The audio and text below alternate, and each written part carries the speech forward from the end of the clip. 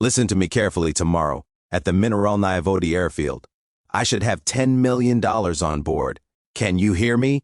If this money is not there by 4 p.m., then at 5 p.m., I will start shooting hostages. That's it. And he hung up. That's when I heard it. I already understood that this was not amateur, that all this will not end just like that. On December 23, 1993, in Rostov, a group of bandits broke into a school and took 15 students captive. They demanded a helicopter and 2 pilots to fly to Iran.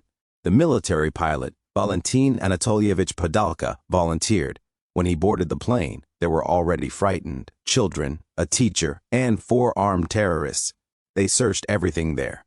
The only thing I understood in that short time was that they don't have names. They call themselves numbers 1, 2, 3, but the Cossack basically introduced himself as being the eldest and calling me you, and they would be Cossack. Everything was as if he received what he needs to start, and he gives me the command. Launch, we're flying to Mineralnaya Vodi. First suggest to him, I'll need to refuel, we need to land in Krasnodar. What was I thinking then? I thought then that the plane, having quickly learned the information that we were flying to Krasnodar, would overtake us on the route while there and prepare for reception, and if the release didn't happen here, then probably something would happen there. We took off, gained altitude at night. The weather was difficult. We went above the clouds, at Echelon, and headed for Krasnodar. Well, we stopped in the place where indeed there was an external road, but there were no buildings nearby. They turned it off. The soldier forced the phone to stay put. The first call went out. I picked up the phone, General Zaitsev first. Well, he got on me a little in terms of what you're doing there. Don't relax. Come on, persuade him to release the children hostages. General, I'm not relaxing. This is all I think about, and this is the main goal. I asked him at the airfield what you need. I'll do everything. Just release the children. After that, the Cossack grabbed the phone. Listen, I need to be careful tomorrow at Mineralnaya Vodi airfield. I should have $10 million on board. Can you hear me? If there is no money, then at 5 p.m. I will start shooting hostages. That's it, and hung up. That moment when I heard it, I already understood that this was not an amateur, that all this will not end so easily now, and $10 million in 1993. Phew. Well, I was only guessing what it was when it got light. He said we need to fly to Nevinomysk. I then asked him a question. I said, why are you rushing there? What do you need this Nevinomysk for? My people are at the chemical plant. I must definitely give them the order to blow up the chemical plant now. Otherwise, they will blow it up and the cloud will cover the entire region. We flew at an extremely low altitude under the clouds, jumping over these wires with poor visibility. But we arrived at this chemical plant and found it. I hear the door to the cargo compartment opened, a sliding door like that. I ask Volodya what's going on. He says, something is yelling on the radio. After that, Volodya says he threw the radio overboard, closed the door, came into the cockpit and said, that's it. Now to Mineralnaya Vodi. I did what I needed to do. We landed again on the center of the runway. The airport is closed. No one is flying. Nothing. The money should be brought. And that's where he gave Valentina Petrenko access to the helicopter for negotiations for the first time. Of course, she began to persuade him to release the children. He began to say, demand money. Let's not talk. It's all just like that on such a note. But in any case, there was at least some dialogue. She very often conveyed information to the external independent evaluation and external independent evaluation. She participated in this negotiation process. We saw the plane coming into land, the only one that was there. By this time, we had cleared the runway. It landed, and then information came through that the money had been brought. The money was delivered by car. We took 5 bags in the car, ordinary bags, and carried these bags to the helicopter. He closed the doors, the car drove away, and immediately began to tear open the bag. He tore one, shook it out, and a briquette of dollars fell. He took out a bill from there, one and the other, and began checking. Well, when he was convinced, he calmed down that the armed forces were fine again. The bag was right. There was an agreement with Valentina Petrenko. She asked him for money for the hostages on board. Free them, to which he said that I won't free everyone. She asked for everyone. So he got 10 million. The hostages remain, and he needs to show his cards, his personal cards, what he really wants. He tells me, I don't need any Iran. I'm not going to fly there. I need to leave with the money. I'll show you the place. He once had his navigator, Mikiv. He took out a map of the area where we were, and showed a precise point marked in pencil. This point was more than 20 kilometers northeast of the village of Zelenokumsk. That is, there are fields, forest plantations, roads, broken farms, nothing else. Starting from today, this is the second day, from 12 midnight to 5 a.m., it should lead to this point. They are waiting for me there.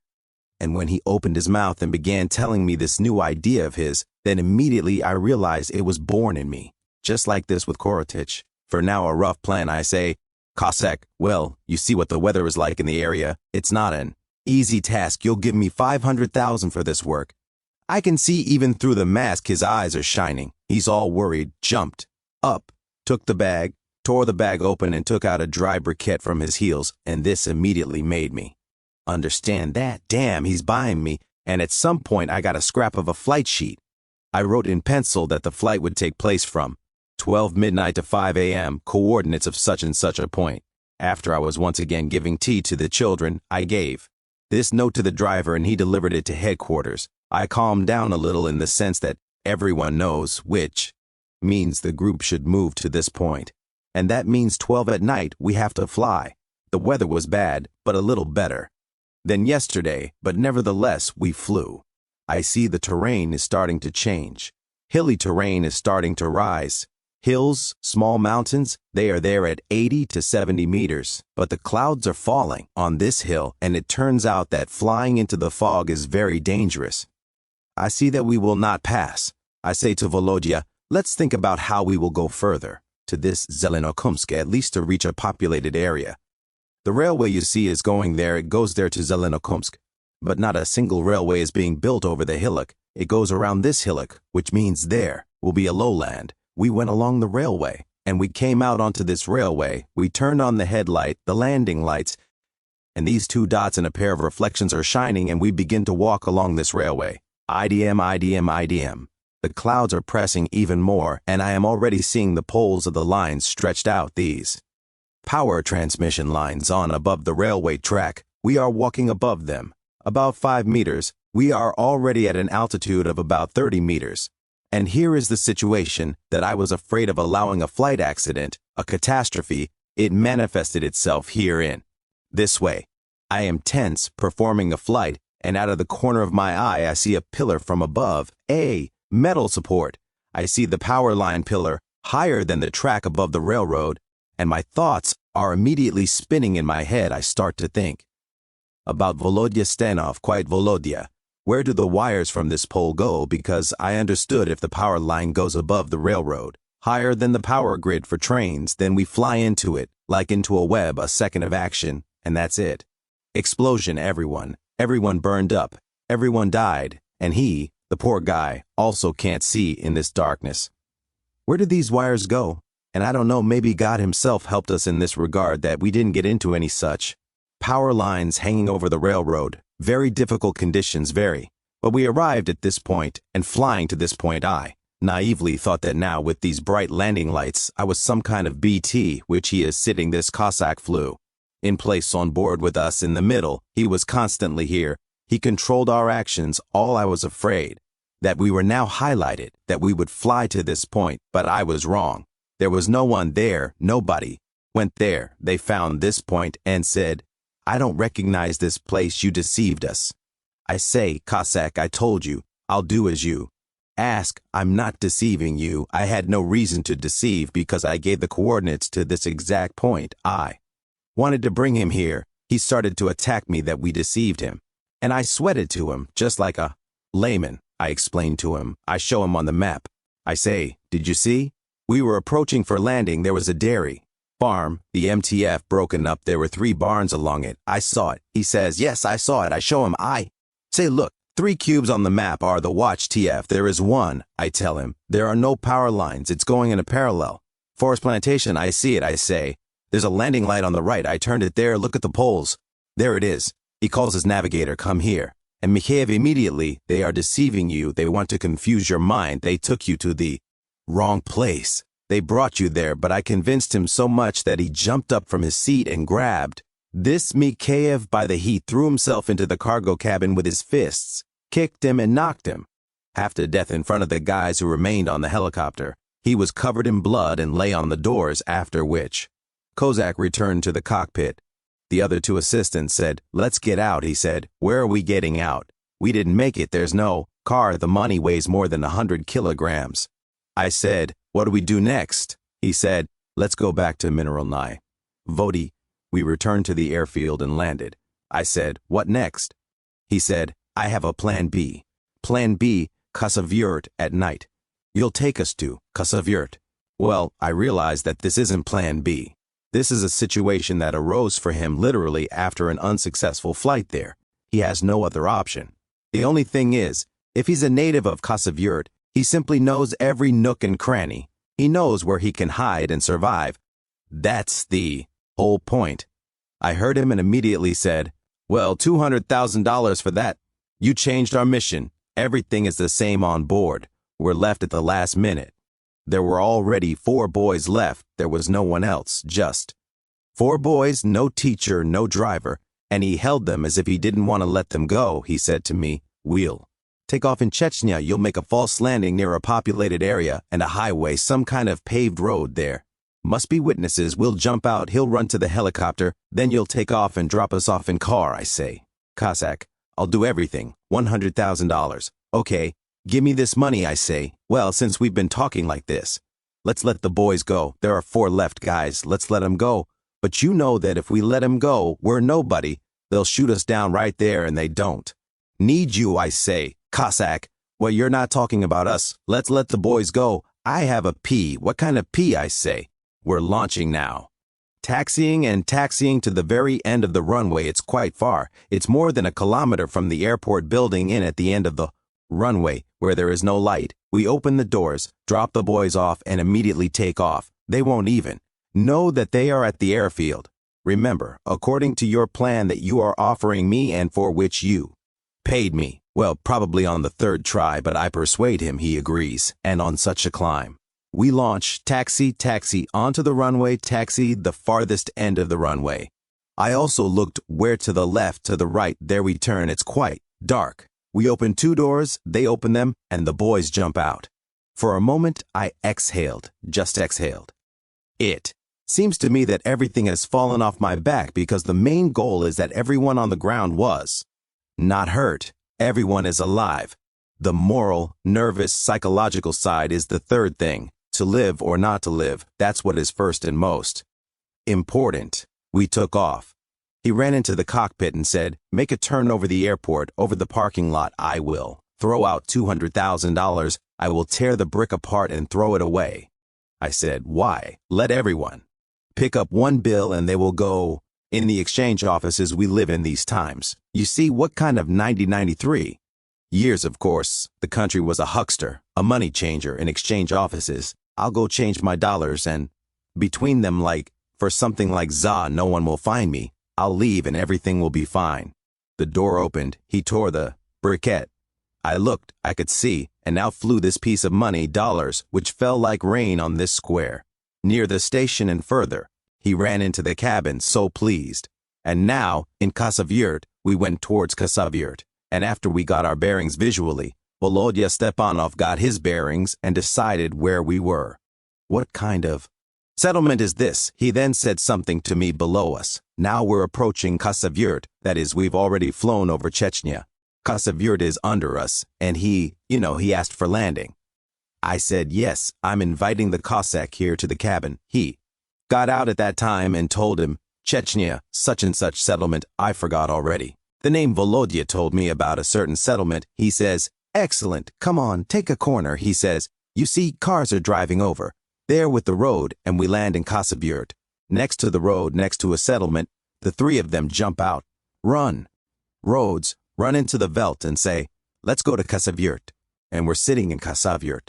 I tell him, I understand we're taking off. They took off, and there on the 4th day they took off their masks, all 4 of them. How unusual it was to see their faces. Holy cow, there was a double feeling. They took off. Don't be afraid, get rid of us.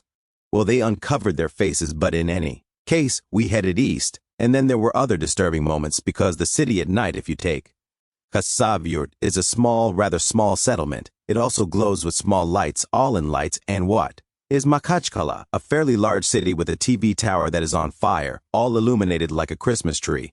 And he won't believe us that we are taking him to Kosor, but my fears were in vain. He was in these Vekni I didn't notice, on the contrary. He started constantly shouting in my ear that, come on, go along the highway to Kosav. Because I've only driven a car, I can't determine from above. I'll tell you exactly where the road turns, where the bridge is, where the Gornaya River flows, and where you need to land. I'll tell you exactly.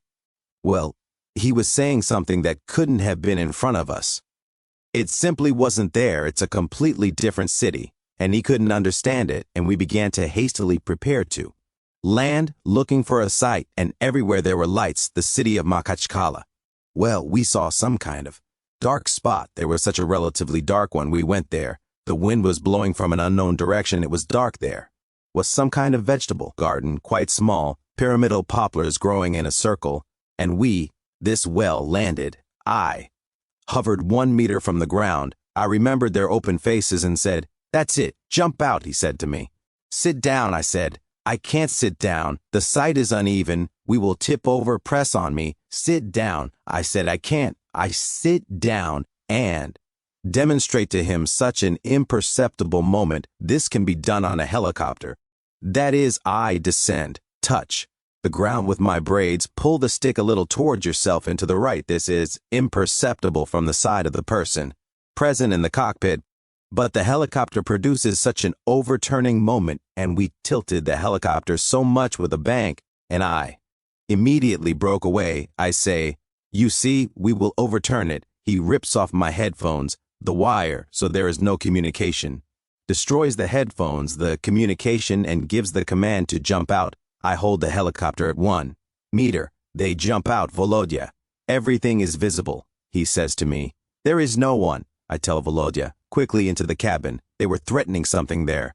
Explosives and other things. Throw out everything that will not lie. The helicopter, he ran out, and there behind with a stream. I don't know, a layer and chicken scraps in this. Is food here, boxes of food, bread, disposable cups. In short, there was a layer of garbage. In the helicopter, Volodya scooped everything out of there. Pose says nothing of theirs is left at all. Nothing. And it seems that those who are pressed, I will take out the airport, was literally 5 kilometers away, 2 minutes to fly, entered the 4th turn. Marked ourselves with missiles, launched, we have no communication. Looked, it seems, there is no one on the landing strip, no planes, landed on the runway, taxied to the perron, turned off from the helicopter above, and not a soul of a person. I think, well, this can't be, started screaming. Is there anyone once from around the corner, and where are the terrorists? There are none. We dropped them off and you have no one else. I say yes, no, there are 2 of us, that's all. And in short, about 200 people poured out from all these corners of Sarajevo. I saw here they are coming towards me. I realized that it was all over in any case. Now I suddenly have a very sharp headache, even a little like that. It started to be stitched up. Well, probably not that a little. They literally grabbed me by the arms and I went into the airport building. There were medics. They put me on my arm right away. The pressure was under 200. Well, they say, I see. Now everything is shooting into your head. That's why your head hurts. They immediately injected me with something and literally in 5 minutes I came to my senses normally once. And Volodya Stepanov was immediately taken by the Special Forces Unit Amon in another helicopter. And literally 15 minutes later they flew to the place where we dropped them off. He showed this point. The helicopter landed. The guys dispersed in night vision goggles. Took one. The second found money there. And the Cossack and the second assistant, the young one, went to Makhachkala to look for transport. The armed forces must lead to something. To the Cossack's great surprise, after every step in this city, he did not recognize his Khasavyurt, but he kept looking. Where are the houses, alleys, streets of my Khasavyurt? And he was walking through Makhachkala and could not understand where he was. This circumstance did not allow them to escape. An interception plan was announced. The point was cut off by 3 serious lines: the Caspian Sea, a highway, and a deep canal. They simply had nowhere to go physically from there. Everyone was raised to their feet there. A police car, a PMG, stopped to check the documents of these two Cossacks and wilted when the car OST through law enforcement officers checked the documents and passports under the UAZ. Everything was fine. Nobody knew their last name and so on. You were free. It was after midnight when they were about to leave. The passenger opened the door next to the driver and looked at the TT lying next to the step of the UAZ. It dawned on them that they were the ones who immediately gave the order to take it, and they did. That's how the situation ended. The Soskovets thanked them for saving the children, said that you would be presented with the title of hero. Your assistant would be presented with the title of the Cross of St. George. That's what I heard there.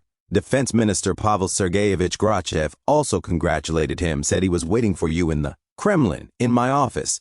It's not about the hero and it's not about the star, it's about the person. I wear the star very rarely, mostly. This is the time when I spend time with the guys. It's about character, it's about the person himself. How do you look at life? What are you capable of? Are you able to help? Come to the rescue. It's all about things like this. When you realize why all this is being done. Why do you want to do this? And the fact that the reward is all consequences. I do. No. This is probably more than just for educating the younger generation.